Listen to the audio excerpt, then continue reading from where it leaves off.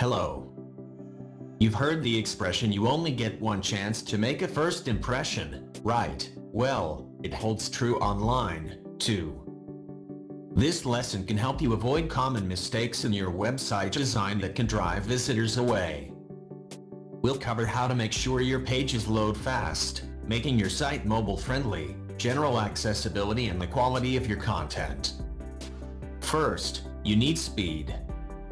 Internet users aren't famous for patience, and if your pages take too long to load, they'll leave. There are lots of technical things that you, or whoever builds your website, can do to speed things up, like choosing the right technologies and hosting solutions. But there are also some simple fixes. If you have images on your pages, use the smallest ones you need. Ditch large, high-resolution files if they're only going to appear as thumbnails. Plenty of software programs can resize or compress images to make them smaller, and this translates to faster loading times. Simplify your design. Generally, the more you limit what your visitors' browsers have to download and reuse, the faster pages will load. Use the same background image across many pages, and ask whoever is building your website to be efficient with code and scripts. If you want to test how you're doing, try opening the site on your mobile, using a data connection, not Wi-Fi, and see how quickly it loads. Next, make sure your website is easy to use on a mobile. More and more people are using their smartphones as their primary device for browsing the web, and if your site is difficult to use on these devices, you'll potentially lose customers.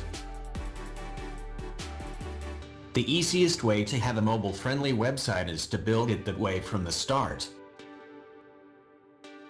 Using an approach like responsive design, which automatically detects the type of screen being used and displays the site accordingly, doing things like stacking text and photos vertically on a smartphone being held upright. If you want to get a sense for whether your site is mobile-friendly, try Google's mobile-friendly task tool. Keep in mind things like swiping or tapping, which are unique to touchscreens. Be sure the components of your website respond properly to these kinds of inputs, using widely recognized icons and making content clear and well-organized will help visitors using smaller screens to find what they need. Next, make it easy to find your address and phone number. Many devices are equipped with GPS and mapping features, which can help visitors on the go.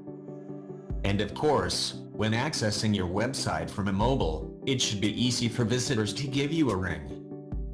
You'll also want to remember that people will be viewing your site on different browsers, like Chrome or Firefox, in different platforms, like Windows or Mac.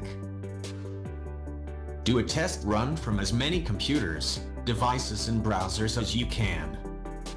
Does your site look right in every case? Are you prompted to download plugins? That's an extra step that may send visitors away. Last, remember that your website is not just for selling, it's for solving.